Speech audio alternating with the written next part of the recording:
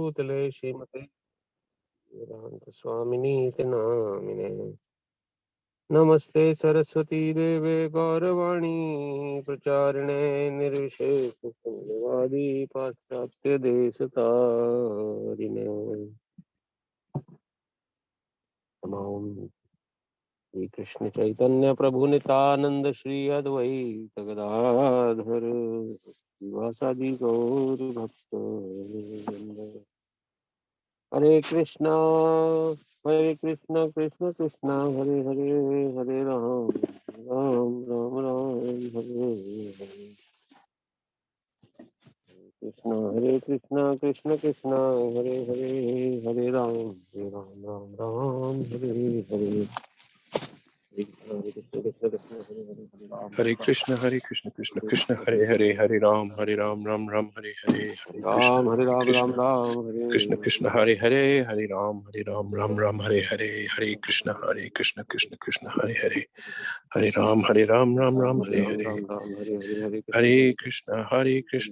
Krishna Hare Hare Hare Ram Ram Hare Hare Hare Krishna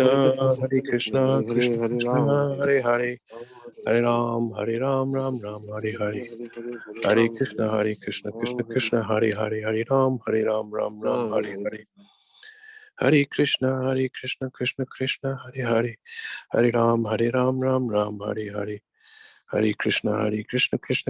Hare Hare Hare Ram Ram हरे Hare Ram Hare Ram Ram Hare Hare, हरे Hare Krishna Krishna Krishna Hare Hare Ram Ram Hare Hare हरे Hare Krishna Krishna Hare Hare, Krishna हरे Ram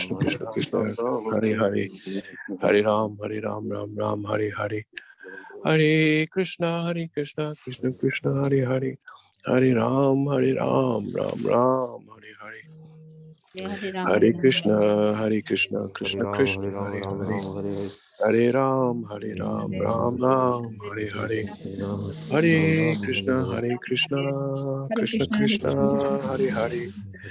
Krishna Hare Ram Hare Hare Krishna Krishna Hare Ram Hare Hare Krishna Krishna Hare Ram Hare Hare Krishna Krishna Hare Ram Hare Hare Hare Krishna Krishna Krishna Hare Ram Ram Hare Hare Hare Krishna Krishna Krishna Hare Hare Hare Ram Hare Hare Krishna Krishna Krishna Hare Hare Ram Hare Hare Krishna Krishna Krishna Hare Hare Ram Hare Krishna Krishna Krishna Krishna Hare Hare, Hare हरे Ram Ram Ram हरे Hare Krishna Krishna Krishna Hare Ram Hare Krishna Krishna Hare Ram Hare Krishna Krishna Hare Ram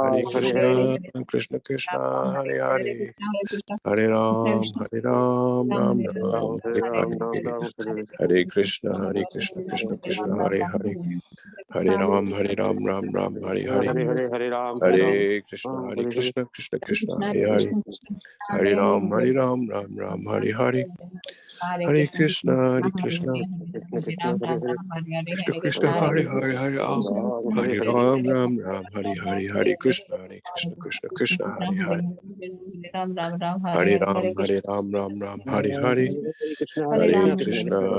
Krishna Krishna Hare Hare Hare Hare Krishna Krishna Hare Hare Hare Krishna Krishna Hare Krishna हरे Hare Krishna Krishna Hare Ram Hare Hare Krishna Hare Ram Hare Krishna Hare Ram Hare Krishna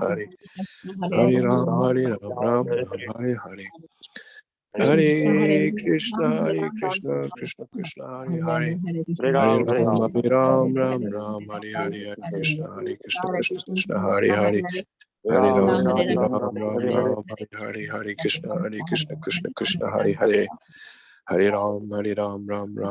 Hare Krishna Krishna Hare Ram Hare Krishna Hare Krishna Hare Ram Hare Krishna Hare Ram Hare Krishna Hare Hare Krishna Krishna Hare Hare Hare Ram Hare Hare Hare Krishna Krishna Krishna Hare Hare, Hare Ram Ram Ram Hare Hare, Hare Krishna Krishna Hare Krishna Hare Hare, Hare Ram Ram Ram Ram Ram.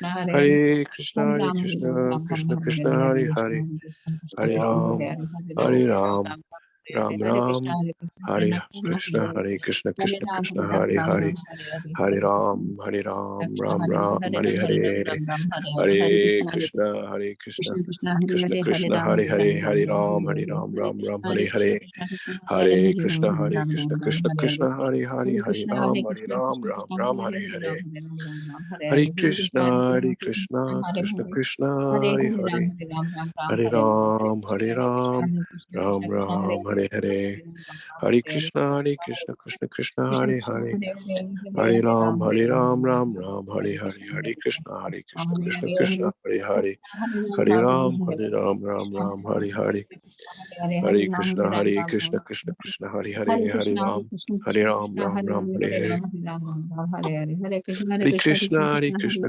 Krishna Hare Hare, Hare Ram Ram Ram Hare Hare, Ram. Hare Hare Krishna Krishna Krishna Hare Hare, Hare Ram Ram Hare Hare, Hare Krishna Krishna Krishna Hare Hare, Hare Ram Ram Hare Hare,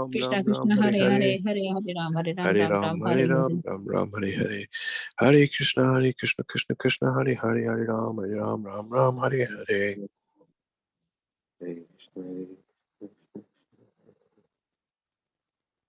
Hare Ram Ram Hare Jai Shri Krishna Chaitanya Prabhu Nityananda Shri Advaita Gadadhar Srivasadi Gaur Bhaktavrind की जय। जय गौर निताई की जय, कृष्ण बलराम की जय। आप सभी को अभी जो दर्शन लाभ हो रहे हैं, आज बड़ा विशेष दिन है इंडिया में। वैसे आज वैसे मेरे ख्याल से जो हमारे प्रमुख 6 गोस्वामी हैं, उनमें से एक गोस्वामी है गोपाल भट्ट गोस्वामी, उनका आविर्भाव तिथि है। जो कि 6 गोस्वामी नीचे आप तस्वीर देख रहे हैं, इन 6 गोस्वामी में से एक गोस्वामी थे श्री गोपाल भट्ट गोस्वामी। उनका आज जन्म तिथि है कि पूरे विश्व में मनाया जाता है, लेकिन बहुत ही उच्च कोटि के वैष्णव थे, भक्त थे। और भगवान के आज दर्शन बड़े सुंदर हैं, सुंदर श्रृंगार उनका हुआ है आज। तो आपके मन में कोई प्रार्थना हो तो आप कर सकते हैं अभी भगवान से। परम दयालु अति कृपालु गौर निताई, कण कण में व्याप्त हैं ये भगवान, और ये सभी की इच्छाओं को पूर्ण करने में पूर्ण सक्षम है। आप सभी की तरफ से मैं प्रणाम, I am offering obeisances on behalf of you. जय श्री श्री गौर निताई गौर नटराज की जय, कृष्ण बलराम की जय। दर्शन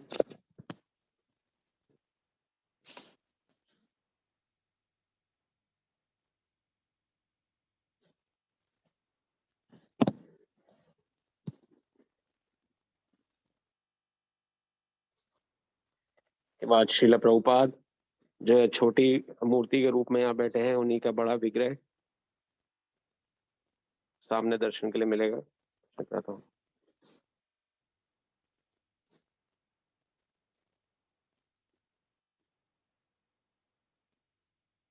इस्कॉन फाउंडर आचार्य श्रील प्रभुपाद, जिनकी कृपा से संपूर्ण विश्व में आज हरिनाम का प्रचार हो रहा है, हरिनाम कीर्तन हो रहा है। तो आप सबकी तरफ से मैं इनको प्रणाम कर देता हूँ। नमः ओम विष्णु पदाय कृष्ण पृष्ठाय भूतले श्रीमते भक्ति वेदांत स्वामिनी नामने नमस्ते सरस्वती देवे गौरवाणी प्रचारिणे निर्विशेष शून्यवादी पाश्चात्य देशतारिणे। श्रील प्रभुपाद की जय।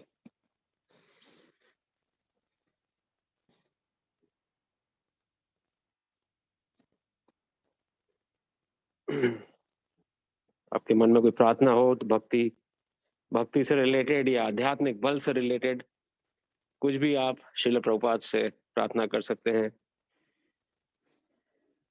ये परम वैष्णव हैं, शास्त्रों वर्णन आता है, तो वर्णन करते हैं आचार्य लोग, गंगार परश होइले पाश्चात्य पावाना, गंगा माता के स्पर्श करने से समस्त पापों का नाश होता है। बट जो वैष्णव आचार्य उनके लिए बोलाता है, दर्शन पवित्र करो यही तुम्हारा गुण, कि by just doing the Darshan of Vaishnavas, भगवान के भक्तों का दर्शन करने से समस्त पापों के नाश हो जाता है। तो गंगा माता से जो हमें पाप का निदान हो रहा है, कर्मों का निदान हो रहा है, उससे बढ़कर है वैष्णवों के दर्शन करना, क्योंकि उनके दर्शन करने मात्र से ही हो जाता है, गंगा जी का तो स्पर्श करना पड़ता है। तो बहुत ही विलक्षण, और मूर्ति रूप में या विग्रह रूप में और साक्षात रूप में कोई अंतर नहीं समझा जाता शास्त्र दृष्टि से। जिस प्रकार भगवान का विग्रह है, स्वयं भगवान के विग्रह में और भगवान साक्षात में कोई अंतर नहीं है, उसी प्रकार से भगवान के भक्तों में और भगवान के भक्तों के विग्रह में कोई अंतर नहीं। ये बिलीफ, ये फेथ रख के हमें प्रार्थना करनी चाहिए। चलिए, दर्शन लाभ के बाद अब हम आशा करते हैं आपकी माला हो गई होगी, अब हम भगवत गीता की तरफ बढ़ते हैं।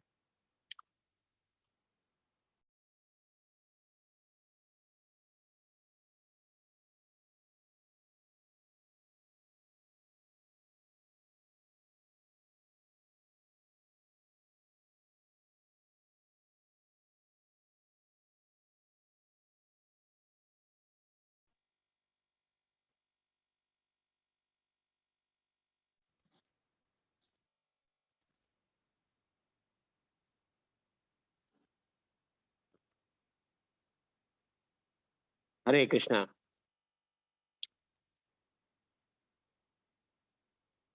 धन्यवाद गौरंगा प्रभु। तो आज हमारे साथ गौरंगा प्रभु हैं, जो आज पूरा स्क्रीन कंट्रोल और सब कुछ आगे आगे बढ़ाएंगे जैसे जैसे हम श्लोक पढ़ेंगे, क्योंकि आज हमारे पास लैपटॉप की थोड़ी समस्या हुई, नहीं ला पाए सुबह। तो आप सभी को स्क्रीन दिख रही है अभी? हाँ, दिख रही है प्रभु जी। दिख, चलिए ठीक है।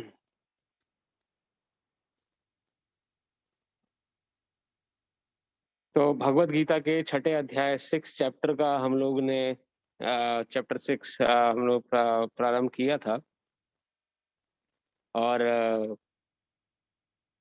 अभी तक के 5 अध्यायों का हम लोग देख चुके हैं। भगवान किस प्रकार से कर्म पे कर्म प्रधान अर्जुन को बताने का प्रयास कर रहे हैं, बनाने का प्रयास कर रहे हैं, जिसमें से भगवान ने अर्जुन को बहुत सारा ज्ञान देते हुए बताया कि 3 प्रकार के कर्म होते हैं, अकर्म, विकर्म, सकर्म।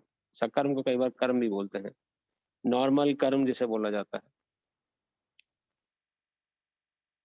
इन सब बातों को बताने के बाद अर्जुन 5वें अध्याय तक आते आते थोड़ा कंफ्यूज हो गया था। अर्जुन भगवान से पूछा, भगवान आपने पहले मुझे कर्मयुक्त पहले मुझे अपने प्रिस्क्राइब ड्यूटीज को करने के लिए बोला, कि मुझे अपनी ड्यूटीज जो है मेरी, जो मेरा नियम है, जो मुझे मेरे जो कार्य करने, मुझे अपना नियमित कार्य करना है।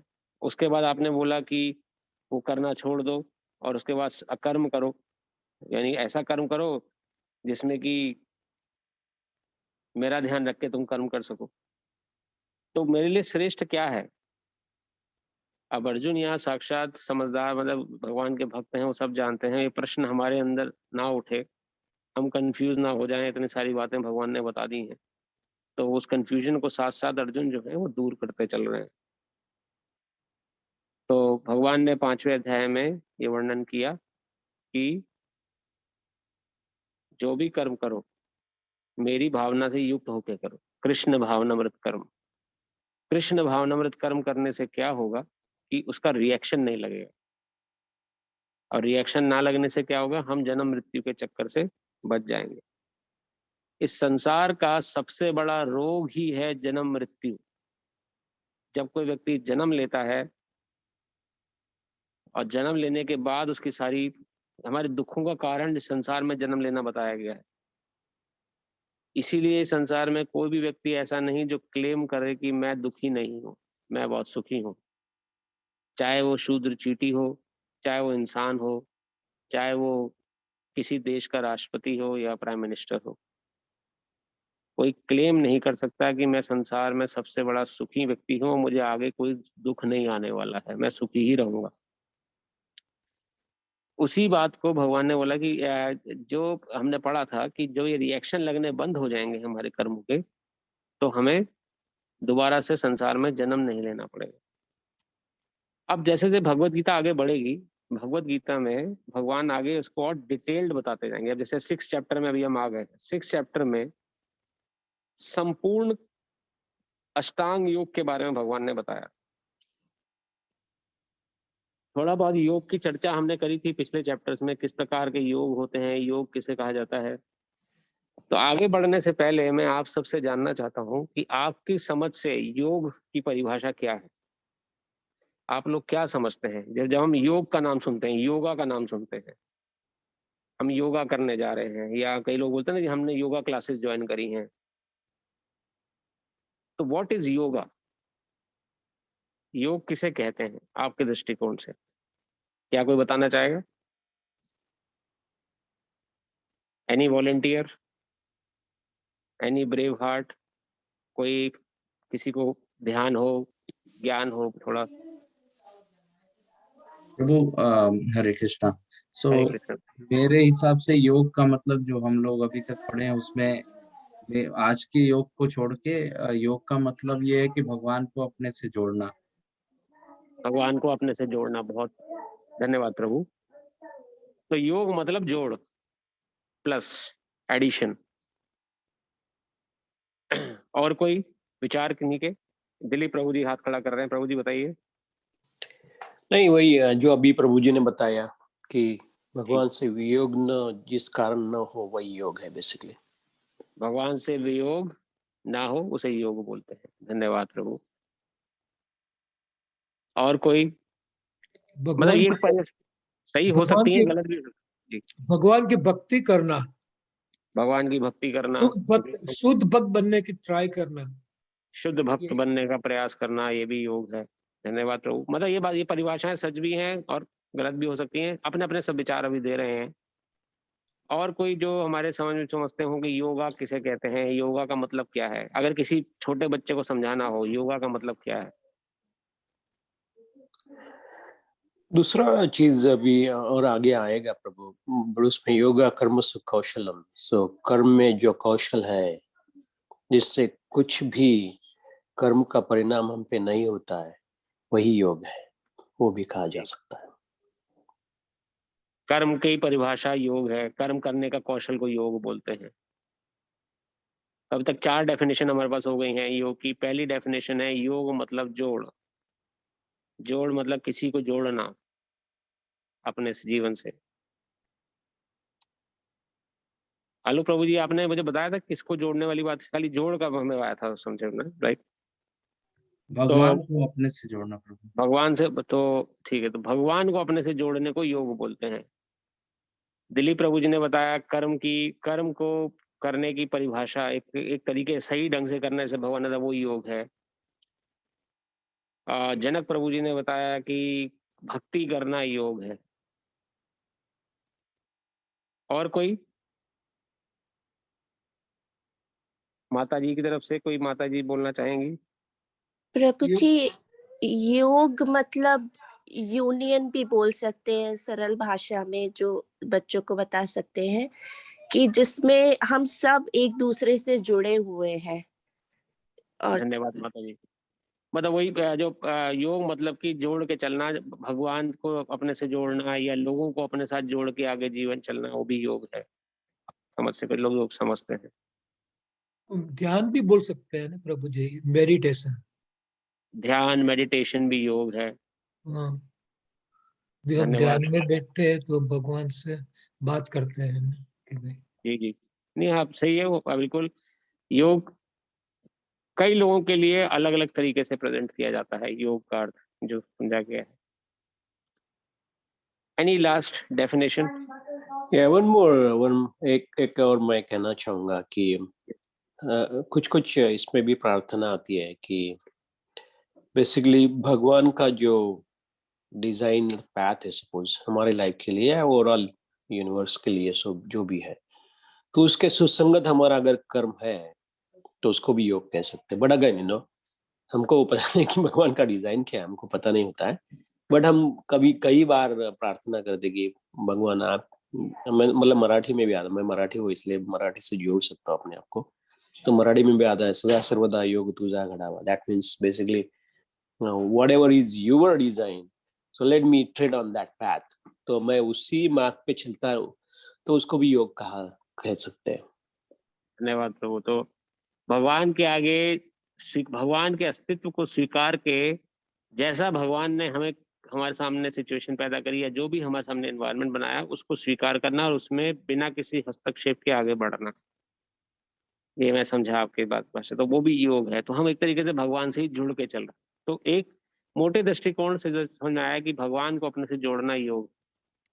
अब मेरा प्रश्न आप सबके लिए ये है कि जो ये योगा क्लासेस चल रही हैं, स्वामी रामदेव जी चला रहे हैं या और दूसरे जो योगा टीचर करा रहे हैं, इनको हम योगा बोलते हैं, योगा क्लासेस ज्वाइन करी हैं हमने, वो क्या चीज है? अभी तक तो हमने उनमें से कोई भी डेफिनेशन ऐसी नहीं सुनी जिसमें ये सब आया हो, जो कि फिर भी उनको योगा बोला जाता है।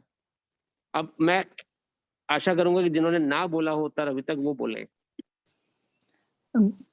प्रभु जी, मैं इसका जवाब दे सकता। हाँ जी, योग जो आजकल के क्लासेस में होता है, वो योगासन, योग के कई आसन, कई मुद्राएं सिखाई जाती हैं, उसको योगासन बोला जाता है। वो योग का ही आगे एक और प्रतिरूप है योगासन। वो योगासन है और वो पूर्ण, उसे योग नहीं कहेंगे, वो योग का एक पार्ट है, कंपोनेंट है आसन, जिसको हम अभी सीख रहे हैं बाहर जाके। और किसी को कोई उत्तर किसी का? ये योगा इससे कुछ विपरीत कोई समझते हैं? जो योग अभी हम सीखते हैं जाके, अलग अलग मुद्राएं या अलग अलग अनुलोम विलोम ध्यान, और उसके बाद जितने भी कपालभाति, भस्त्रिका, प्राणायाम और ये सब जितने भी योग हैं, ये एक तरह की मुद्रा है, आसन है, और ये योग नहीं, इन्हें योग नहीं बोलेंगे, यही योग है। किसी का कोई विपरीत, कोई इससे सब से सेटिस्फाइड है इस उत्तर से?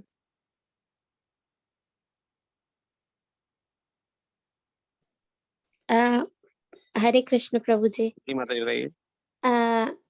हाँ, मैं इस बात से सहमत हूँ कि ये जो योग होते हैं, जो आसन होते हैं, वो पार्ट ऑफ द योग है। योग अपने आप में नहीं है, लेकिन वो हमें हेल्प करते हैं, क्योंकि आप अगर रोज योग प्राणायाम करते हैं तो वो आपको स्वस्थ रहने में हेल्प करते हैं, और अगर आप स्वस्थ रहेंगे तो ही आप प्रभु से इजीली जुड़ पाएंगे। अगर आप स्वस्थ नहीं हैं तो फिर आपको प्रभु से जुड़ना भी अपने आप में एक बाधा ही है आपके लिए। नो डाउट माता जी, बिल्कुल सही कहा आपने कि ये बहुत जरूरी है। योगासन अपने आप में बहुत जरूरी है और इनको शरीर को स्वस्थ रखने के लिए कार्यरत है। लेकिन जो हमने विषय क्यों उठाया, ये विषय इसलिए उठाया कि ये जो चैप्टर 6 है, ये संपूर्ण अष्टांग योग के ऊपर है। हम इससे कंफ्यूज ना हो जाएं कि हम इसमें योगासन ही पढ़ने जा रहे हैं इस चैप्टर में, या भगवान ने योगासन से ही कुछ रिलेशन दिया है। इसलिए ये थोड़ा सा प्रश्न उत्तर वाला सीरीज शुरू हुई कि जब ये संपूर्ण चैप्टर जो है अष्टांग योग के ऊपर आधारित है। अगर आपने ध्यान दिया हो, चैप्टर 2 से लेके चैप्टर 3 से लेके अब तक चैप्टर 3, 4, 5 में भगवान ने योग सीढ़ी के ऊपर वर्णन किया था। हमने सबसे पहले क्या सीखा? हमने सबसे पहले सीखा था कि हमें प्रिस्क्राइब ड्यूटीज, अपना कर्म करना है, जो भी हमारे कर्म है, जो कि सकर्म या उसके अंतर्गत आते हैं। लेकिन उन कर्म को हम किस लिए कर रहे हैं? कोई रिजल्ट हमें चाहिए। हमें या तो संसार की उपलब्धि करनी है, या हमें कुछ पैसा कमाना है, या हमें अपना नाम शोहरत कमानी है, या अपना देवताओं को प्रसन्न करना है ताकि हम खुश रहें। तो उसके लिए लोग अलग अलग प्रकार के यज्ञ करते हैं, कार्य करते हैं। कुछ नहीं तो अपने परिवार को ही संतुष्ट रखना है। अपने प्रिस्क्राइब ड्यूटीज हम कर रहे हैं ताकि हमारा परिवार संतुष्ट रहे, हम आगे पीछे हमारी फैमिली सुखी रहे, बस इस प्रकार से। तो ये सकाम कर्मयोगी है। सकाम कर्मयोगी अर्थात जिनके मन में इच्छा है किसी रिजल्ट की, any result. My family get satisfied, my community gets satisfied, my country gets satisfied. So कुछ भी हमारे मन में अगर इच्छा होगी तो उसको हम सकाम कर्मयोग कहेंगे। ये एकदम बेस की सीढ़ी है जो स्टार्टिंग भगवान ने शुरू करी। इसके ऊपर भगवान ने बताया निष्काम कर्मयोग। फिर भगवान ने चैप्टर 4 में क्या बताया? अकर्म करो। अकर्म अर्थात निष्काम कर्म, मेरे लिए कर्म करो, फल की इच्छा मत करो। Don't bother about the results, just do your responsibilities. अपना कर्म करो, रिजल्ट अच्छा होता है कि बुरा होता है कुछ फर्क नहीं पड़ता है। निष्काम कर्म। तो सकाम कर्म योग से ऊपर श्रेष्ठ है निष्काम कर्म योग। निष्काम कर्म योग में हमें रिजल्ट की चिंता नहीं है। निष्काम कर्म योग के ऊपर फिर भगवान ने ध्यान योग के बारे में बताया। ध्यान योग में अर्थात किस प्रकार से, अभी उसका थोड़ा सा विवरण दिया है, उसका डिस्क्रिप्शन आगामी चैप्टरों में आएगा। भगवत गीता के 13वें अध्याय से लेके 18वां अध्याय जो है वो ध्यान योग पर आधारित है पूर्ण। भगवत गीता के प्रथम 6 अध्याय जो हैं वो कर्म योग के आधारित है, सकाम कर्म निष्काम कर्म। तो एक सैंडविच है, समझिए आप। सैंडविच की एक लेयर जो है वो कर्मयोग है, सैंडविच की नेक्स्ट लेयर जो है वो ध्यान योग है। सेंटर में जो मेन मसाला होता है सैंडविच का, जो मेन टेस्टी पोर्शन है, दैट इज भक्ति योगा, चैप्टर 7 टू चैप्टर 12। बहुत इंपॉर्टेंट चैप्टर्स हैं, कैसे भगवान से कनेक्ट किया जाए। तो मेन जो भगवत गीता का गूढ़तम रहस्य है वो चैप्टर 7 से लेकर चैप्टर 12 में है। अभी तक की जितनी भी हमने भूमिका करी वो हमने सिर्फ सैंडविच को देखा है कि हाँ सैंडविच है, भगवान ने हमें दिया है खाने के लिए। अभी हम समझ रहे हैं भगवत गीता। तो ध्यान योग हल्का सा संक्षिप्त परिचय भगवान ने दिया। देखिए सबसे पहला सकाम कर्म योग, फिर निष्काम कर्म योग, फिर ध्यान योग में भगवान बताया कि ध्यान जो व्यक्ति ज्ञानी है, जो प्रकार से एक प्रकार अपना ब्रह्म पे ध्यान लगाते हैं कि इस भगवान कुछ नहीं है, ब्रह्म सत्य जगत मिथ्या वाणी धारणा से कि भगवान का कोई साकार रूप नहीं है, मतलब वो निष्काम कर्मयोगी से ऊपर क्यों है? क्योंकि निष्काम कर्मयोगी जो है फिर भी कर्म कर रहा है। कई बार वो अपने कर्म में इतना संतुष्ट हो जाता है कि वो भगवान को कई बार भूल जाता है कि एक प्रकार से कि मुझे रिजल्ट की ओरिएंटेड जरूरत नहीं है, मैं अपने आप में सेटिस्फाइड हूँ। निष्काम कर्म योगी व्यक्ति जो होता है वो जरूरी नहीं है कि वो भक्त हो, वो जरूरी नहीं है कि वो हमेशा कृष्ण के लिए कार्य कर रहा हो। यहाँ डिफरेंस थोड़ा माइन्यूट है। कृष्ण के लिए, भगवान कृष्ण के लिए कार्य करना निष्काम कर्मयोगी रह के, और अपने लिए कार्य करना या अपनी आंतरिक संतुष्टि के लिए कार्य करना निष्काम कर्मयोगी रह के, दोनों अंतर है। कई बार व्यक्ति जो होते हैं वो किसी फल की इच्छा नहीं करते फिर भी कर्म कर रहे हैं। जैसे फॉर एग्जाम्पल आर्मी में लोग जाते हैं, कई लोगों को भावना होती है कि हमें हमारे साथ कुछ भी हो जाए, चाहे हमें देश अपना प्रोटेक्टेड रखना है। एक तरह का उनके पीछे हेतु है, लेकिन उनको अपने लिए कुछ भी इच्छा नहीं, ना ही वो भगवान के लिए कार्य कर रहे हैं। एक छोटा सा सैंपल एग्जांपल है। ऐसे बहुत सारे व्यक्ति हैं जो निष्काम कर्म तो कर रहे हैं पर भगवान के लिए कर्म नहीं कर रहे। तो इसलिए ये सर्वोपरि योगपत्ति नहीं है। निष्काम कर्म अच्छा है, किससे अच्छा है? सकाम कर्म से अच्छा है। सकाम कर्म से निष्काम कर्म बहुत अच्छा है, लेकिन निष्काम कर्म पे ही गाड़ी नहीं रुकती है। निष्काम कर्म से आगे होता है ध्यान, जहां पे व्यक्ति ध्यान लगाता है कि यहाँ जरूर कोई ऐसी शक्ति है जो संसार को चला रही है, उन पे ध्यान केंद्रित करते हैं। अभी भगवान की छवि उनको आधारित नहीं हुई है, उनकी भक्ति नहीं कर रहे, उन पर ध्यान, उनके वर्जित ज्ञान अर्जित कर रहे हैं, ब्रह्म ज्ञान अर्जित कर रहे हैं भगवान के विषय में, और प्रकाश के रूप में भगवान को पूजा करते हैं। वो निष्काम कर्मयोगी से और सकाम कर्मयोगी से क्यों श्रेष्ठ है? क्योंकि उन व्यक्तियों ने एक सुप्रीम अथॉरिटी को स्वीकार किया है। कोई सुप्रीम अथॉरिटी है जो कि संसार को चला रही है। उसका साकार रूप है कि नहीं है, उसका वो कहीं पर एग्जिस्ट करता है कि नहीं करता है, उनको उससे लेना देना नहीं है। कोई है, कोई एक सुप्रीम अथॉरिटी है जो संसार को चला रही है, उस पर ध्यान अपना अर्जित करना। तीसरी सीढ़ी ये है। अच्छा, इनको आप देखें तो ये इसका छोटा सा हिंट भगवान ने दिया था, उसको हम डिटेल में आगे पढ़ेंगे। इसके ऊपर भी जो व्यक्ति श्रेष्ठ है, ध्यान योगी से ऊपर जो व्यक्ति श्रेष्ठ है, वो है अष्टांग योगी। अष्टांग योगी जिसको ऊपर से चैप्टर 6 है। अष्टांग योगी क्या क्या सिद्धि है, क्या वो क्या प्राप्त करना चाहता है? वो सिद्धियां प्राप्त करना चाहता है। 8 प्रकार की सिद्धियां हैं। जो ध्यान योगी व्यक्ति है, जो जो मतलब क्या होता? जो ब्रह्म की प्राप्ति करना चाह रहा है, वो ब्रह्म प्रकाश तक मैक्सिमम जा पाएगा। ओए होए।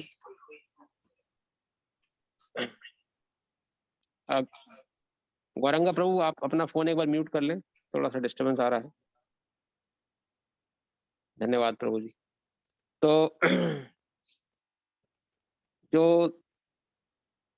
अब देखिए इनका गंतव्य क्या क्या है। जो सकाम कर्म योगी है उसको अल्टीमेटली क्या मिलता है? उसको अल्टीमेटली अपनी डिजायर सेटिस्फाई हो जाती है, क्योंकि वो जिस रिजल्ट के लिए कार्य कर रहा है वो रिजल्ट उसे मिल जाता है एंड ही इज सेटिस्फाइड।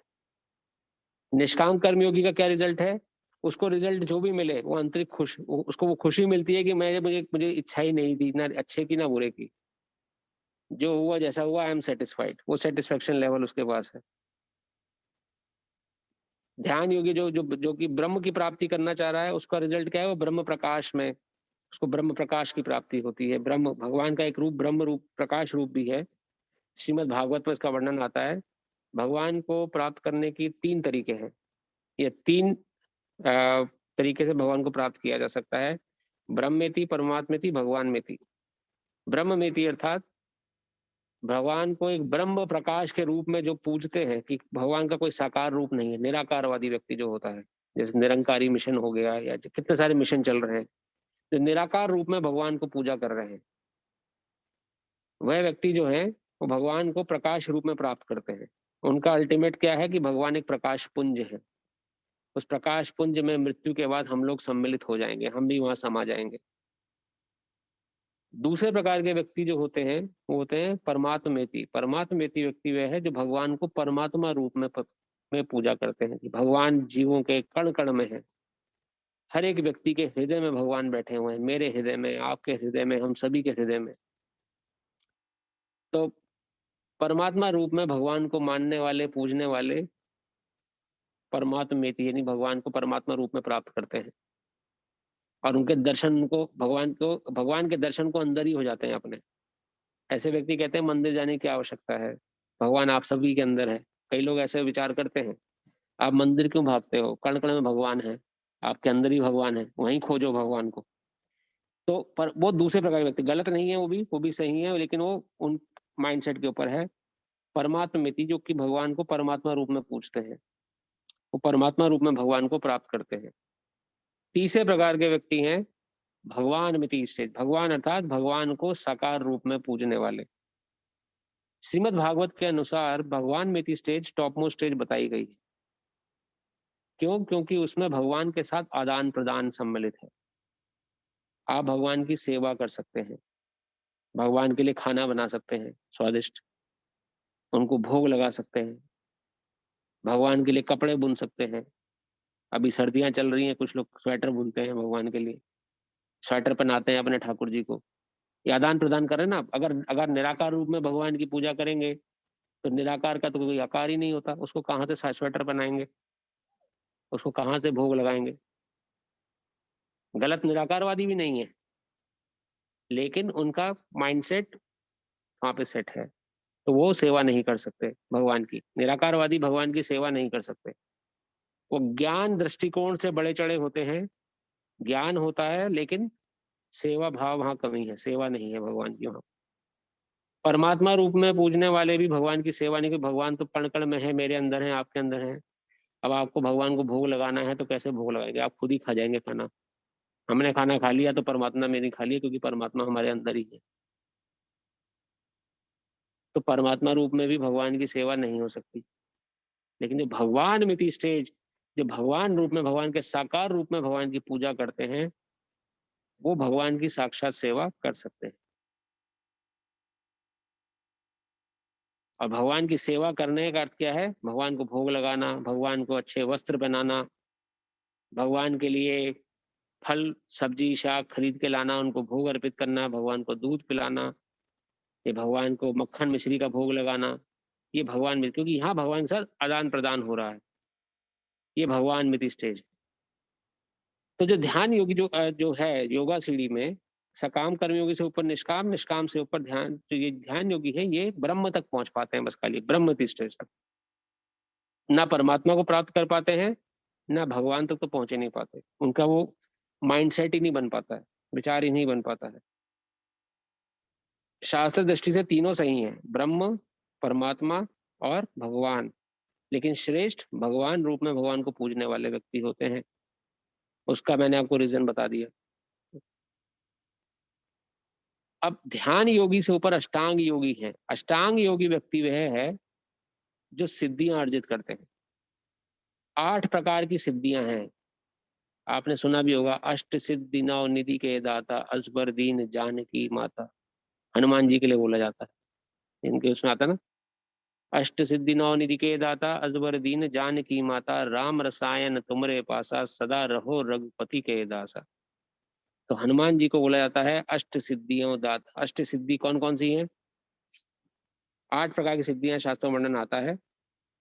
अणिमा, आपने आपको अणु से भी, अणु अर्थात एटम, एटम से भी माइन्यूट बना लो आप, इतना छोटा कर लेंगे आप अपने को कि किसी कहीं भी आप प्रवेश कर सकते हैं। अणिमा, लघिमा, सूर्य के अंदर प्रवेश कर सकते हैं आप लघिमा सिद्धि से। सिद्धि अगर प्राप्त कर ली तो सूर्य लोक में प्रवेश किया जा सकता है। अणिमा, लघिमा, वशिता, वशिता सिद्धि जो है किसी को भी वश में करने की सिद्धि, संसार का कोई भी व्यक्ति हो उसे आप वश में कर सकते हैं। अणिमा, लघिमा, वशिता, प्राप्ति, प्राप्ति अर्थात कहीं भी बैठे हैं आप, अपना हाथ अपना अपने आगे ऐसे बढ़ाया और किसी भी वस्तु को संसार में कहीं भी पड़ी हो उसको पकड़ के अपने पास लेके आ सकते हैं। चांद को छू सकते हैं अपनी जगह बैठे बैठे, touch the surface of moon, प्राप्ति सिद्धि। अणिमा, लघिमा, वशिता, प्राप्ति, सृष्टि, प्राकम्य और कामा वसायिता। प्राकम्य सिद्धि जो है, कुछ भी आप magical, you can do anything with कामा विद दी प्राकम्य सिद्धि। प्राकम्य सिद्धि जो है कुछ भी ऐसा जो कि ना पॉसिबल हो, यहां से उंगली घुसाई कान से, यहां से निकाल ली, या कुछ भी आपने किया ऐसा कि अनबिलीवेबल, वो प्राकम्य सिद्धि से संभव है। लेकिन प्राकम्य के साथ एक लिमिटेशन है कि प्रकृति के नियमों का उल्लंघन नहीं हो सकता प्राकम्य सिद्धि से। दिन को रात और रात को दिन नहीं बना सकते आप, या सर्दी का मौसम है तो गर्मी नहीं ला सकते। प्रकृति के नियमों के अंतर्गत रह के कुछ अनबिलीवेबल कर देना, वो प्राकम्य सिद्धि है। पानी पे चल लेना, सरफेस पे।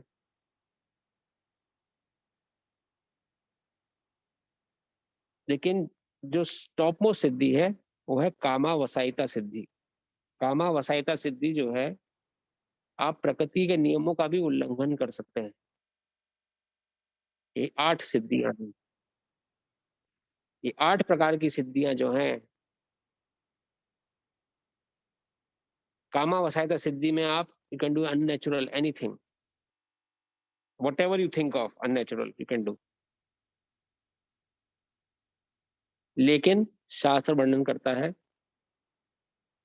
चैतन्य चरितामृत एक बहुत प्रमुख ग्रंथ है हमारा शास्त्रों में, मतलब श्री चैतन्य महाप्रभु की लीला पर आधारित है, उसमें वर्णन आया है, सिद्धि मुक्ति कामी सकले रे अशांत। सिद्धि जो सिद्धियों के पीछे पड़ा है, जो मुक्ति के पीछे पड़ा है, लिबरेशन, और कामी जिसकी कोई सकाम इच्छा है। सकले रे अशांत, वो अशांत रहते हैं। अगर उनकी वो प्राप्ति नहीं हो पाई तो वो दुखी रहेंगे, अशांत रहेंगे। सिद्धि मुक्ति कामी सकले रे अशांत, कृष्ण भक्त निष्काम अतएव शांत। और कृष्ण भक्त जो निष्काम होता है, क्योंकि निष्काम कर्मयोगी जो कृष्ण के लिए कार्य कर रहा है, अतएव शांत, उसको किसी प्रकार की टेंशन नहीं होती।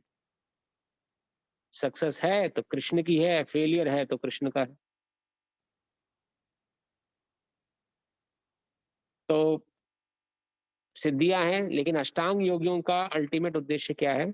सिद्धियां प्राप्त करना। इन सिद्धियों से अननेचुरल कामा वैसायता सिद्धि से कई लोग क्या करते हैं, अपनी कुंडलिनियां जागृत करते हैं, और कुंडलिनी जागृत करके they can decide the day and date of their death. कब उन्हें मरना है, कैसे मरना है, किस स्थिति में मरना है, मरने के बाद कहाँ जाना है। इन सिद्धियों के बलबूते पे उच्च लोकों की प्राप्ति करते हैं अष्टांग योगी। अष्टांग योगी जो है ध्यान लगा के बैठते हैं। तो इस पूरे चैप्टर में भगवान ने कैसे ध्यान लगाया जाता है, कैसे किस प्रकार से अष्टांग योग किया जाता है, शारीरिक शरीर से क्या रिक्वायरमेंट है अष्टांग योगी के लिए, मानसिक रूप से क्या रिक्वायरमेंट है अष्टांग योगी के लिए, इस पूरे चैप्टर में भगवान ने इसका वर्णन किया है। और अंत में भगवान ने सर्वोपरि क्या है वो बताया है। तो ये थोड़ा सा ब्रीफ डिस्क्रिप्शन इस चैप्टर का था, क्योंकि अभी हमें सीखने को मिलेगा। तो अब इस चैप्टर में आप देखेंगे मैक्सिमम जो श्लोक हैं वो भगवान ने ध्यान योग, जो अष्टांग योगी हैं, जो सिद्धियां अर्जित करने जा रहे हैं, अलग अलग योगासनों के द्वारा, अलग अलग मुद्राओं के द्वारा उनको कैसे अपने शरीर को एकदम स्थिर रखना है, किस प्रकार से शरीर को सुडौल बनाना है, कैसे उसको यूज करना है, वो भगवान ने प्रक्रिया सिखाई है। अब प्रश्न यह उठता है, भगवान ये सब क्यों बता रहे हैं? भगवान ने डायरेक्टली भक्ति के बारे में क्यों नहीं बताया? पहले भगवान ने निष्काम के बारे में बताया, पहले भगवान ने सकाम योग के बारे में बताया, फिर भगवान ने निष्काम योग के बारे में बताया, फिर भगवान ने ध्यान योग के बारे में बताया, फिर भगवान अब अष्टांग योग बता रहे हैं। तो क्या ये कंफ्यूज कर रहे हैं भगवान यहाँ पर? और यही कंफ्यूजन अर्जुन को होगा, हम पढ़ेंगे अभी आगे, भगवान ये कंफ्यूजन बताएंगे। इसी चैप्टर में हमें ये भी सीखने को मिलेगा, जो हमारा माइंड है, मन है, ये हमारा सबसे बड़ा शत्रु भी है और मित्र भी है। जब तक ये हमारा शत्रु है तब तक ये हमारे विपरीत है और हमें गड्ढे में गिरा देता है, और जब ये हमारा मित्र बन जाता है तो यही हमें भगवान तक पहुंचाने में सहायक भी बनता है। तो कैसे उसको ही मित्र बनाया जाए, वो उसकी कला भगवान इस चैप्टर में सिखाएंगे। तो पिछले हफ्ते हमने इस चैप्टर को शुरू किया था, हल्का सा मैं इस चैप्टर को वर्णन, इंट्रोडक्शन में ही भगवान ने कह दिया। देखिए पहले ही चैप्टर में स्टार्टिंग भगवान कहते हैं, मैं तुम्हें बताने तो जा रहा हूँ ध्यान योग, अष्टांग योग, मगर इसके चक्कर में मत पड़ना। ये युग जो है कलयुग, इसके लिए नहीं है। लेकिन भगवान को ज्ञान हर प्रकार का देना है, इसलिए ध्यान योग, ये जो अष्टांग योग चैप्टर है, इसमें भगवान ने आगे उसका वर्णन किया है। तो पहले ही श्लोक में भगवान ने कहा था, जो पुरुष अपने कर्म फल के प्रति अनासक्त है, यानी निष्काम है, निष्काम कर्मयोगी है, और जो अपने कर्तव्य का पालन करता है, यानी कि अब देखिए हर स्टेप, हर जो हमने भी स्टेप पढ़े, सकाम कर्म, निष्काम कर्म, ध्यान, और हर अगला स्टेप जो है पिछले स्टेप को कवर किए हुए है।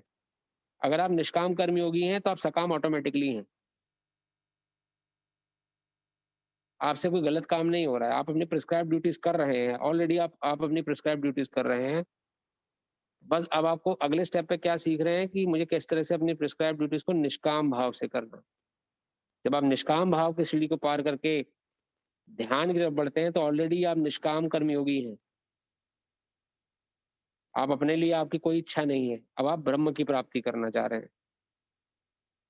जब ब्रह्म की प्राप्ति करने के आपने सोचा, जब आप अष्टांग योग में आए तो आपको ऑटोमेटिकली पता है कि मैं कुछ नहीं करूंगा, ये योग वगैरह नहीं करूंगा तो ब्रह्म को तो प्राप्त कर ही लूंगा, प्रकाश पुंज में तो मैं चला ही जाऊंगा। लेकिन इन सिद्धियों के बलबूते पे मैं अलग अलग लोकों में भी जा सकता हूँ, ब्रह्म लोक पहुंच जा सकता हूँ, वैकुंठ लोक की प्राप्ति कर सकता हूँ, या अलग अलग लोकों में विचरण करते जो योगी हैं, अष्टांग योगी, वो अलग अलग लोकों में जा सकते हैं। शीला प्रभुपाद ने एक बहुत अच्छी पुस्तक लिखी थी, अगर आपको समय मिले, easy journey to other planets. ये शीला प्रभुपाद ने बहुत अच्छी बुक लिखी थी, आप इस बुक को कभी आपको समय मिले तो आप पढ़ सकते हैं। उसमें मैक्सिमम तौर पर श्रील प्रभुपाद ने समझाया कि इस प्रकार अष्टांग योगी जो है वो ध्यान अपनी कुंडलिनियां जागृत करके ध्यान मुद्रा में बैठ के अपने आप को इस शरीर रूपी पिंजरे से, शरीर 9 द्वार वाला पिंजरा है, हमने सीखा था। अगर व्यक्ति, आप सभी को ज्ञान होना पता कि नहीं, हमारे जो ये मस्तिष्क है, यहाँ पे ब्रह्मांड एक क्षेत्र है मेडुला से थोड़ा सा ऊपर। जब व्यक्ति की अधोगति होती है, जब वो व्यक्ति अपने शरीर छोड़ता है, अगर वो निम्न स्थानों से निकलता है, उसकी आत्मा जो है शरीर के निम्न द्वारों से निकलती है। जैसे कि कोई मल त्यागते हुए शरीर छोड़ देता है, आत्मा मल के रास्ते से निकल गई, तो उस व्यक्ति की निम्न गति होती है। जो उच्च कोटि के वैष्णव हैं, भक्त लोग हैं, उनकी जो आत्मा निकलती है शरीर से तो ऊपर के रास्ते से निकलती है, तो कई बार उनका मुंह खुला रहता है। कई व्यक्तियों का आपने देखा होगा मुंह खुला हुआ है, किसी का मुंह खुला रहता है तो आत्मा वहां से निकल जाती है। जो बहुत ही उच्च कोटि के योगी हैं, जिन्होंने अपना ध्यान, जो अष्टांग योग शक्ति तक लेवल तक पहुंच चुके हैं, उनका जो आत्मा है वो शरीर के ब्रह्मांड, यानी कि ये जो क्षेत्र है, शरीर खोपड़ी का क्षेत्र, ब्रह्मांड क्षेत्र, इसको फाड़ के निकलती है। और यहां से निकलने पर ऐसा बहुत ही रेयर देखा जाता है, संसार व्यक्ति में तो बहुत रेयर, मतलब योगियों का ही साथ होता है। वह व्यक्ति अपने हिसाब से मृत्यु चुने हुए होता है और उसको अपने मन मुताबिक लोक की प्राप्ति होती है संसार छोड़ने के बाद, ब्रह्मांड क्षेत्र, और ये कुंडलिनियां जागृत करने के बाद ही संभव है। तो ये ध्यान योगी व्यक्ति जो है, सॉरी अष्टांग योगी व्यक्ति, इसको अन्य लोगों की प्राप्ति हो सकती है। तो ये किस प्रकार से ध्यान योगी जो ब्रह्म को प्राप्त करने वाला, उसे श्रेष्ठ हुआ, क्योंकि ब्रह्म वाला व्यक्ति जो है वो अल्टीमेटली प्रकाश में ही समा जाएगा, उसको ना कोई लेना ना देना किसी से। फिर जिस प्रकार सूर्य के अंदर बहुत सारे प्रकाश के कण होते हैं ना, आपने कभी देखा हो, जो सूर्य की रोशनी घर के अंदर खिड़की से आती है तो उसके अंदर बहुत सारे कण तैरते रहते हैं। तो जो ब्रह्म ज्ञानी व्यक्ति है वो ऐसा ही एक कण बन जाता है भगवान के प्रकाश, ब्रह्म प्रकाश का। उसका फिर इंडिपेंडेंस खो जाती है। लेकिन जो ये अष्टांग योगी है, ये सिद्धि के बल पर किसी भी लोक में जा सकता है, वहां पे जाके उसी प्रकार रह सकता है जैसे संसार में हम लोग रह रहे हैं।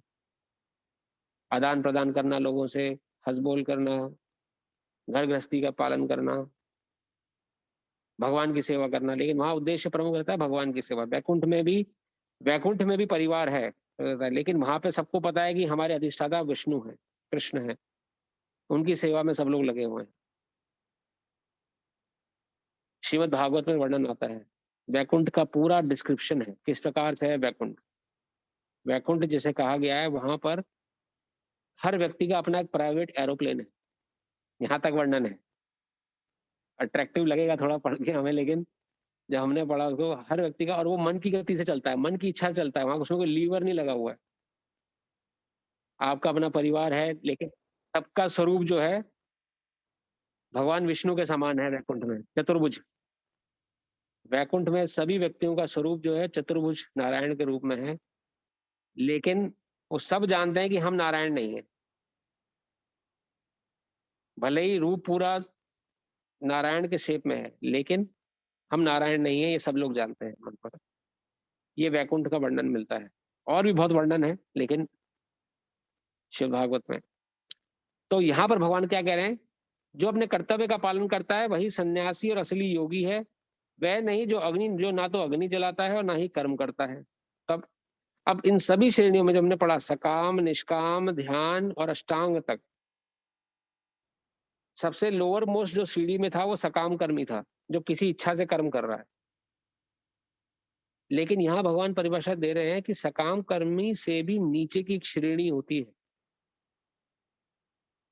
उसे क्यों योगा सीढ़ी में नहीं रखा गया, क्योंकि वो योग कर ही, किसी प्रकार का वो कर्म कर ही नहीं रहा है, योग किसी भी तरह से जुड़ा नहीं हुआ है। क्योंकि ना तो वह अग्नि जलाता है, ना कर्म करता है, बस सब कुछ अपना रिस्पॉन्सिबिलिटी छोड़ के जंगल में जा रहा है, जंगल में बैठ के अपनी इंद्र तृप्ति का पालन कर रहा है।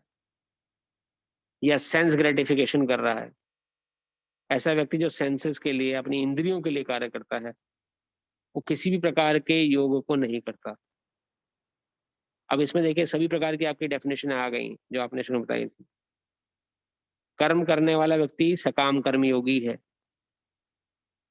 सकाम और निष्काम दोनों है, और जो इन सबसे श्रेष्ठ है वो है ध्यान योगी, भगवान के ब्रह्म रूप में ध्यान लगाता है, और उससे ऊपर है अष्टांग योगी जो भगवान की सिद्धियों को, जो सिद्धियां प्राप्त करके भगवान के उच्च लोकों को प्राप्त करना चाहता है।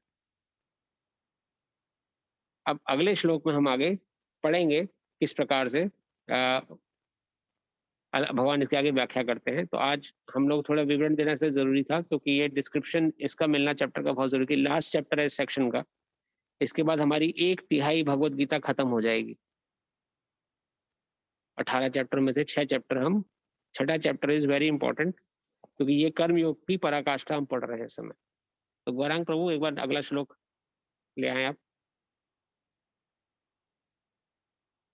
श्लोक थोड़ा स्क्रॉल करें ऊपर, धन्यवाद। श्लोक नंबर 2। यम संन्यास समेति प्रहुर्योगम तम विद्धि पांडव, नाहंस्यन् संन्यस्त संकल्पो योगी भवति कश्चन। हे पांडुपुत्र, जिसे संन्यास कहते हैं उसे ही तुम योग अर्थात परब्रह्म से युक्त होना जानो, क्योंकि इंद्र तृप्ति के लिए इच्छा को त्यागे बिना कोई कभी योगी नहीं हो सकता। तो योगी होने के लिए, चाहे कोई भी योगी हो, चाहे सकाम योगी हो, सकाम कर्म योगी हो, चाहे निष्काम कर्म योगी हो, चाहे ध्यान योगी हो, चाहे अष्टांग योगी हो, उसे इंद्र तृप्ति को छोड़ना पड़ेगा। इंद्र तृप्ति क्या है? सेंसेस। हमने पढ़ा था सेंसेस 5 पागल घोड़े हैं, हमारी 2 आंखें, 2 कान, नाक, जबान और हमारे उपस्थान जो सेक्सुअल ऑर्गन्स है।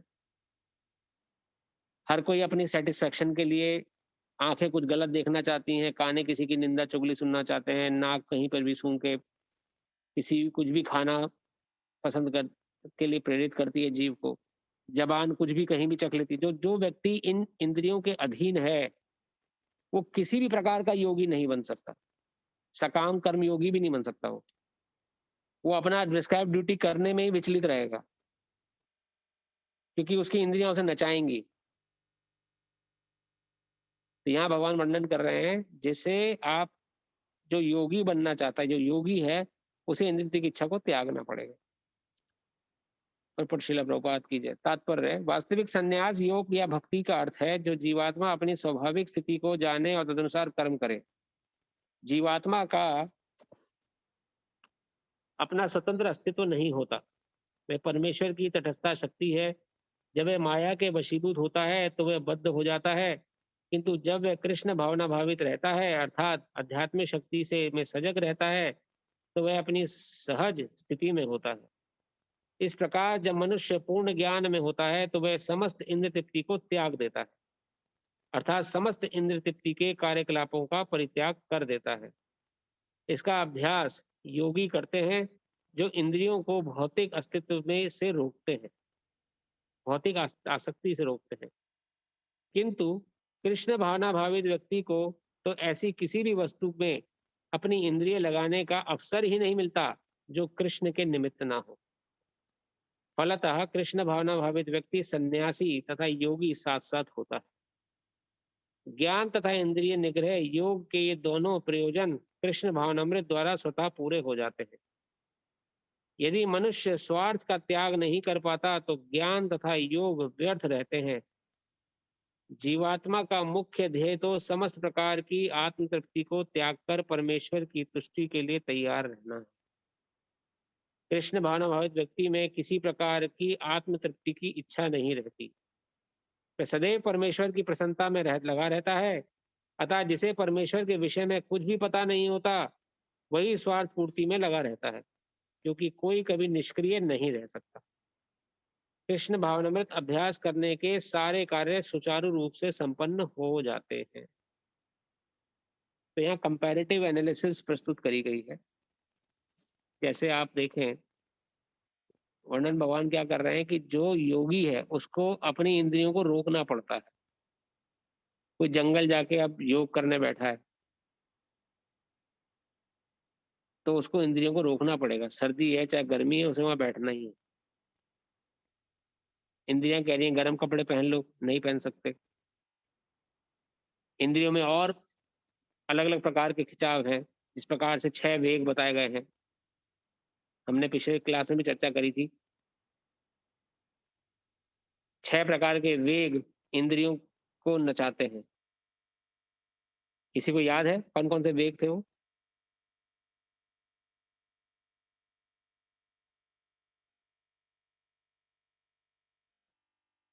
छह वेग हमारे शरीर पे हमेशा लिप्त हैं, जो हमें वेग अर्थात फोर्स, जो आंतरिक फोर्स है जो हमें इंद्रिय तृप्ति करने में लगाती है। प्रभु हमने काम क्रोध मेरे ख्याल से जीवा था क्या, मुझे अभी थोड़ा I'm trying to recall। वो उनके पार्ट हैं प्रभु, लेकिन उन 6 वेदों का वर्णन आया है शास्त्रों में, हमने पिछली कक्षा में उसकी चर्चा भी करी थी। थोड़ा सा ध्यान, एक थोड़ा सा उसमें सोचिए। एक मुझे याद आ रहा है उसमें वाचो वेगम। जी प्रभु बिल्कुल सही। चलिए मैं बताता हूँ। वाचो वेगम मनसा क्रोध वेगम जीवा वेगम उद्रो उपस्थ वेगम। वाचो वेग अर्थात बोलने की जो प्रवृत्ति है, कुछ भी टॉपिक नहीं फिर भी बोलने की जो अंदर से बाहर मैं बोलूं बस। जो लोग बोलने से तृप्त नहीं हो पाते, बीच बीच में कोई और टॉपिक चल रहा है लेकिन अपनी पॉइंट रखने का प्रयास करते हैं। क्यों? क्योंकि वाचो मतलब कि बोलने की में कंट्रोल नहीं है। वाचो वेगम मनसा क्रोध वेगम। मनसा मन अर्थात मन में जो आया वो कर लिया। कुछ लोग होते हैं ऐसे, मन में आया किसी को बुली कर देते हैं तो बुली कर मतलब उसको उसकी जाके पिटाई करी है या उसको छेड़खानी कर दिया किसी के साथ, भले ही गलत है लेकिन कर दिया क्योंकि मन में आया था। तो मन के वेग को कंट्रोल करना बड़ा मुश्किल है। वाचो वेगम मनसा क्रोध वेगम। क्रोध के वेग को कंट्रोल करना सबसे मुश्किल है। लोग पैसे देते हैं डॉक्टरों को कैसे क्रोध कंट्रोल करें, एंगर मैनेजमेंट कोर्स करते हैं, बड़ा मुश्किल है क्रोध को कंट्रोल करना। और जब क्रोध आता है तो ये समझ ही नहीं होती कि हम क्या काम कर रहे हैं, किसके विपरीत क्या हमने युक्ति लगा दी, कुछ नहीं पता फिर हमें। कोई हमसे उम्र में बड़ा है या उम्र में छोटा है, कोई हमारे लिए सम्माननीय है कि नहीं है। क्रोध से बुद्धि नाश हो जाती है, ये हमने 2nd चैप्टर में पढ़ा था।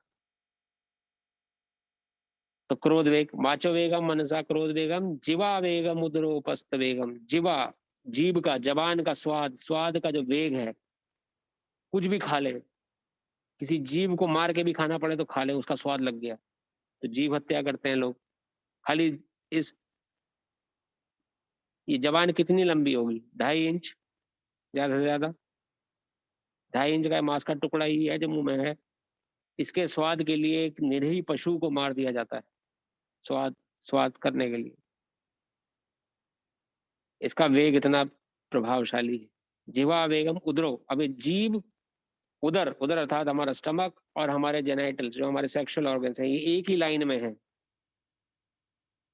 तो जब जीभ बिगड़ती है तो उदर भी बिगड़ जाता है, उदर का भी। तो ये सब एक ही आपस में कनेक्टेड है एक दूसरे से। अलग अलग प्रकार के गलत कर्म करते हैं व्यक्ति, गलत सेवन करके। तो ये 6 प्रकार के वेग शास्त्र बताए जाते हैं। एतान वेगान यो विषयेत धीरा। जो व्यक्ति इन 6 वेगों को कंट्रोल कर लेता है वही धीर है, वही धैर्यवान है, वही संपूर्ण जगत में शिष्य बनाने लायक है, वही गुरु बनने लायक है। तो गुरु को जब भी आप चुने अपने जीवन में, ये 6 प्रकार के टेस्ट होते हैं गुरु के भी, जो शिष्य करता है। गुरु तो टेस्ट करते ही है लेकिन शिष्य भी करता है कि मेरे गुरु इन 6 रोगों से, वेगों से ग्रसित तो नहीं है। इसलिए कई लोग पाखंडियों के चक्कर में पड़ जाते हैं, जो पाखंडी बाबा हैं, योगी हैं। जरा सा प्रलोभन दे दिया, हमने उनको ही भगवान मान लिया। कितने पाखंडी आज की डेट में जेल में बंद हैं, हम सबको पता है। तो 6 प्रकार के वेग जो हैं, वाचो वेगम मनसा क्रोध वेगम जीवा वेगम उदरोपस्थ वेगम। इन 6 वेगों को अगर हम कंट्रोल नहीं करेंगे तो इंद्रियां हमें नचाएंगी। तो जो योगी होता है, यहाँ भगवान वर्णन कर रहे हैं, इन वेगों को कंट्रोल करता है। लेकिन जो कृष्ण भावना भावित व्यक्ति है, यहाँ श्रीला प्रभुपाद क्या वर्णन कर रहे हैं, उसे इन वेगों को कंट्रोल करने के लिए एक्स्ट्रा पावर लगाने की जरूरत ही नहीं है, क्योंकि वो तो सब कुछ कृष्ण के लिए कर रहा है, अपने लिए तो कुछ कर ही नहीं रहा है। तो ये वेग उसके अपने आप सेटिस्फाई हो जाते हैं। कैसे? वाचो वेगम, वाचो वेग कैसे संतुष्ट? क्योंकि वो जब भी बोलेगा कृष्ण संबंधित बात बोलेगा, भले दूसरे लोग बोर हो जा रहे, आ गया। कई लोग ऐसे होते हैं जो किसी कृष्ण भक्त को देख के भाग जाते हैं वहां से, अरे अभी आ गया, अभी से भगवान कृष्ण के बारे में बोलेगा और कुछ नहीं बोलने वाला है, चलो यहाँ से चले। क्योंकि वो व्यक्ति ऐसा होता है, वो भगवान कृष्ण की चर्चा करना चाहता है, भक्त जो होता है। तो वाचो वेग कंट्रोल हो गया। वाचो वेगा मनसा क्रोध, मन में उसके तरंगे उठती हैं कि चलो मूवी देखने चले, नहीं भगवत गीता क्लास में जाना है। मन में आती है चलो किसी को परेशान करके आते हैं, नहीं उसके अंदर भी तो परमात्मा है, उसे परेशान कैसे कर दूं मैं? तो कृष्ण का इंसल्ट हो गया है। तो मन की सुनना वो अपने आप बंद कर देता है, जो भक्त होता है भगवान का। तो मन का वेग कंट्रोल हो गया। वाचो वेग, मनसा क्रोध, क्रोध वेग, क्रोध करेगा कृष्ण भक्त, कभी बहुत ही रेयर रूप में क्रोध करेगा, क्रोध करेगा अभी तो तुरंत शांत हो जाएगा। क्रोध क्यों कर रहे हैं? उसके सामने हमेशा एग्जाम्पल रहता है क्रोध का, हनुमान जी का। क्रोध भी करना पड़े तो भगवान राम के लिए क्रोध किया हनुमान जी ने, पूरी लंका जला दी, ऐसा क्रोध किया था। तो भक्त जब क्रोध भी करता है तो भगवान के लिए क्रोध करता है, भगवान की संतुष्टि, भगवान कहीं अपमान हो रहा है, भगवान किसी कार्य में बाधा आ रही है तो वो क्रोध करता है, तो वो भी कार्य भक्ति बन जाता है। जैसे हनुमान जी ने देखा सीता माता को बंदी बना के रखा है इस रावण दुष्ट ने, कुछ मैं चाहूं तो अभी रावण को मार देता हूं, पर मेरे प्रभु का मिशन फेल हो जाएगा, कुछ तो करके जाऊंगा यहां से। कुछ नहीं किया तो पूरी लंका में आग ही लगा दी। तो हनुमान जी ने क्रोध किया भगवान के लिए, तो क्रोध भी कंट्रोल हो गया। अब हर किसी बात पे क्रोध नहीं कर रहे, जब भगवान का विषय होगा तभी क्रोध करेंगे। वाचो वेग कंट्रोल हुआ, मनसा मन का वेग कंट्रोल हुआ, क्रोध वेग कंट्रोल हुआ। जीवा वेग, अब जीवा वेग कैसे कंट्रोल होता है? खाएंगे जी तो सिर्फ कृष्ण प्रसाद खाएंगे, भगवान को भोग लगा के बस, बाहर की किसी चीज को हम नहीं खाएंगे। आप किसी संसारिक वस्तु से बाहर की चीजें छुड़वा के देख लीजिए, कोई नहीं छोड़ पाएगा। इतना स्वाद ने पकड़ा हुआ है बाहर की वस्तुओं पे, अलग अलग बहाने से बाहर की वस्तुएं खाते हैं। लेकिन जो कृष्ण भक्त होता है वो बाहर की वस्तुओं को देख अपने आप देखना बंद करता है, क्योंकि वो भोग लगा हुआ नहीं होता। तो वाचो वेग कंट्रोल हो गया। वाचो एक मनसा क्रोध, जीवा वेग, जीवा वेग कंट्रोल हो गया। जीवा वेग उदरो, वो स्टमक, पेट में वही जो खाएगा भगवान का प्रसाद ही जाएगा अंदर, कुछ भी तो नहीं खाना उसे, अलग से कोई प्रयास नहीं करना कृष्ण भक्त को। जीवा वेग उदरो, उपस्थ वेग, उपस्थ वेग अर्थात जेनेटाइल्स, अगर हमें विवाह करना है, विवाह करके जो संतान उत्पत्ति होगी, वो संतान उत्पत्ति को भी हम संतान को भी कृष्ण भक्त बनाएंगे। भगवान कृष्ण की शिक्षा दीक्षा अपनी संतान को बचपन से ही देंगे,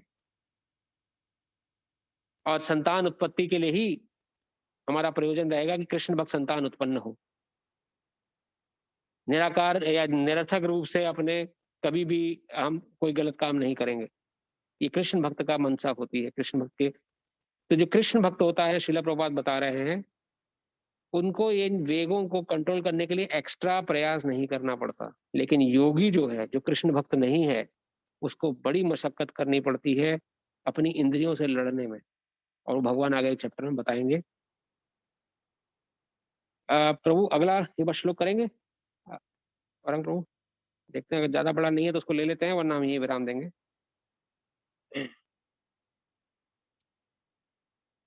चलिए एक श्लोक और ले लेते हैं, फिर कथा को हम ये विराम देंगे। आपके मन में कोई प्रश्न हो तो फिर हम ले सकते हैं उस प्रश्न को। आरुरुक्षोमि निर्योगम कर्म कारणमुच्यते, योगरूढ़स्य तस्यैव क्षमा कारणमुच्यते।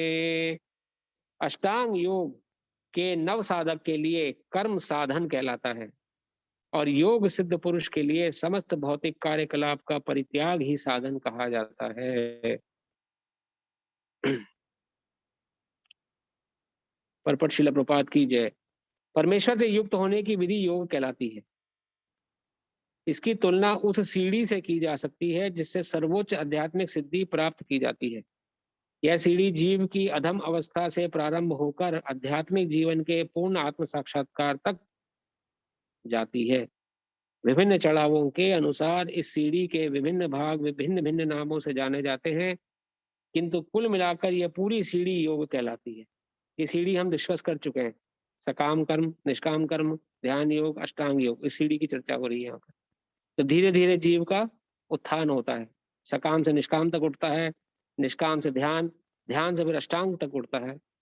किंतु कुल मिलाकर सीढ़ी 3 भागों में विभाजित किया गया है, ज्ञान योग, ध्यान योग, भक्ति योग। सीढ़ी के प्रारंभिक भाग को योगारूढ़ अवस्था और अंतिम भाग को योगारूढ़ कहा जाता है। जहां तक अष्टांग योग का संबंध है, विभिन्न यम नियमों तथा आसनों, जो प्रायः शारीरिक मुद्राएं ही हैं, के द्वारा ध्यान में प्रविष्ट होने के लिए आरंभिक प्रयासों को सकाम कर्म माना जाता है। ऐसे कर्मों के से पूर्ण मानसिक संतुलन प्राप्त होता है, जिससे इंद्रियां वश में होती हैं। जब मनुष्य पूर्ण ध्यान में सिद्धस्त हो जाता है तो विचलित करने वाले समस्त मानसिक कार्य बंद हुए माने जाते हैं। किंतु कृष्ण भावना भावित व्यक्ति प्रारंभ से ही ध्यान व्यवस्थित रहता है, क्योंकि वह निरंतर कृष्ण का चिंतन करता है। इस प्रकार कृष्ण की सेवा में सतत व्यस्त रहने के कारण उसके सारे भौतिक कार्यकलाप बंद हुए माने जाते हैं। अब इन सभी श्लोकों में आप कंपैरेटिव एनालिसिस देखेंगे। जो कृष्ण भावना भावित व्यक्ति नहीं है और जो योग सीढ़ी के अनुसार अपना उत्थान कर रहा है, पहले वो सकाम कर्मी था, फिर उसे थोड़ा ज्ञान हुआ तो निष्काम कर्मी बना, निष्काम कर्मी के बाद थोड़ा ज्ञान हुआ तो ध्यान योगी बन गया, ध्यान योगी में थोड़ा ज्ञान हुआ तो अष्टांग योग के पास आ गया। अब अष्टांग योग में भी उसे प्रयास करना पड़ रहा है आसनों को सही तरीके से करने का, ठीक से बैठे एकदम स्ट्रेट, और कहीं हिल डुल नहीं सकता है व्यक्ति, और अपनी वायु को अंदर बाहर कंट्रोल करना। ये हम पढ़ेंगे अभी आगे कैसे वो अष्टांग योग करता है। आंखों को आधी आंखें खुली, आधी आंखें बंद, पूरी बंद नहीं करनी क्योंकि पूरी बंद करने से नींद आ जाएगी, पूरी खोलनी भी नहीं क्योंकि पूरा खोल लेंगे तो संसार के जो भोग विषय हैं वो खींच लेंगे। तो योगी जो है वो अपनी आधी आंखें, अध भ्रकुटिका इसको कहते हैं, आधी आंखें बंद और आधी खुली रखता है, और अपनी नासिका के अग्रभाग को देखना, सामने भी नहीं देखना, अपने नासिका के अग्रभाग को देखना। ये अब तो ये सब आसनों के अंग हैं, अलग अलग आसन करने हैं उसे। और जब ऐसा आसन करेगा, कुछ समय तक इन आसनों का प्रयास करेगा, साल, 2 साल, 3 साल, 4 साल, 20 साल, 50 साल में जाके उसे सिद्धि, उसे समाधि अवस्था में पहुंचेगा। वो समाधि अर्थात उसे कोई हिला डुला नहीं सकता। फिर चाहे सर्दी आ जाए, चाहे बरसात आ जाए, चाहे अग्नि आ जाए, चाहे कीड़े मकोड़े लग जाएं, चाहे चींटियां अपना पूरा घर बना लें उसके ऊपर, कुछ भी क्यों ना हो, उसे फर्क ही नहीं पड़ेगा। वो समाधि अवस्था है, क्योंकि वो समाधि अवस्था में ऐसे 50 साल में जाके वो करेगा। लेकिन कृष्ण भक्त जो होता है वो स्टार्टिंग से ही समाधि में होता है। यहाँ शिला प्रपात वर्णन कर रहे हैं, लास्ट पैराग्राफ आप देखें। किंतु कृष्ण भक्त व्यक्ति प्रारंभ से ही ध्यान अवस्थित रहता है, तो ध्यान पूरा भगवान में लगा हुआ है, वो कार्य कृष्ण के लिए कर रहा है। उसके निरंतर थॉट प्रोसेस में चल रहा है कि कैसे कृष्ण को संतुष्ट किया जाए, कैसे कृष्ण के लिए कार्य किया जाए, 1 मिनट भी वेस्ट ना हो, कैसे भगवान कृष्ण की इस कार्य को भगवान कृष्ण की सेवा में लगा दे। तो कृष्ण भावना व्यक्ति जब 24 घंटा कृष्ण के बारे में सोचता है तो वो प्रारंभ से ही ध्यान अवस्था, समाधि अवस्था में होता है। उसे 50 साल वेट नहीं करना पड़ेगा। ये हम आगे पढ़ेंगे। जिस प्रकार से एक बिल्डिंग होती है, उस बिल्डिंग के तीसरे माले पे, 30th फ्लोर पे अगर जाना हो तो आपके सामने 2 रास्ते हैं, या तो आप सीढ़ी से चढ़ के जाएं या आप लिफ्ट पकड़ लें। जो इंटेलिजेंट व्यक्ति है वो लिफ्ट पकड़ेगा, जो कम इंटेलिजेंट है वो सीढ़ी से जाएगा। पहुंचेंगे दोनों एक ही स्थान पे। उसी प्रकार से जितने भी योग हमने आज पढ़े, सकाम, निष्काम, ध्यान और अष्टांग, ये सीढ़ियां हैं। ये मिला हमें भगवान से ही रहे हैं। लेकिन जो कृष्ण भावना में व्यक्ति है, जो कृष्ण की भक्ति में लगा हुआ है, वह व्यक्ति लिफ्ट पकड़ता है और सीधा भगवान तक पहुंचता है। तो आगे श्लोकों में और इसकी बात क्लियर होगी। आप सभी से प्रार्थना है हमारे साथ बने रहें। बहुत ही इंटरेस्टिंग सेक्शन होने वाला है, आगे पूरा भक्ति योग स्टार्ट होगा और भक्ति योग में भगवान किस प्रकार से इजीली, बहुत ही सरलता से अपने भक्त को प्राप्त हो जाते हैं अगर भगवान के बताए हुए मार्ग पे व्यक्ति चले। वो भगवान ने आगे समझाया है। आपके मन में कोई प्रश्न हो तो अभी हम 5-10 मिनट प्रश्न पर चर्चा कर सकते हैं। हरे कृष्णा।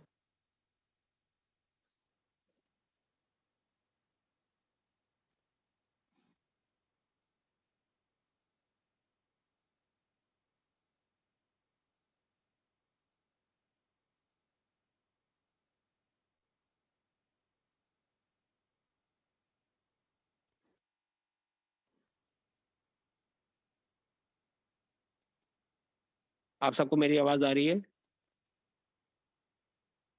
जी प्रभु जी। धन्यवाद। कोई प्रश्न किसी का?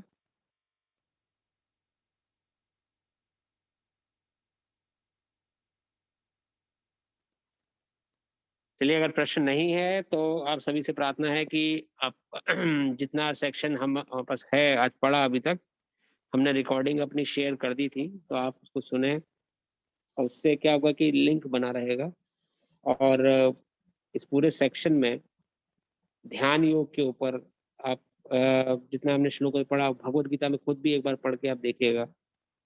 कोई अगर प्रश्न आपका बाद में भी निकलता है तो आप पूछ सकते हैं बाद में भी। व्हाट्सएप हमारा एडमिन के लिए खुला है, लेकिन आप मुझे, मेरे नंबर वैसे वहाँ पर है ही, आप मुझे डायरेक्टली मैसेज करके प्रश्न पूछ सकते हैं, नहीं तो हम अगली क्लास में प्रश्न ले लेंगे। तो अगर आपको कोई प्रश्न हो तो कथा को हम यही विराम देते हैं। आप सभी का बहुत बहुत धन्यवाद जुड़ने के लिए।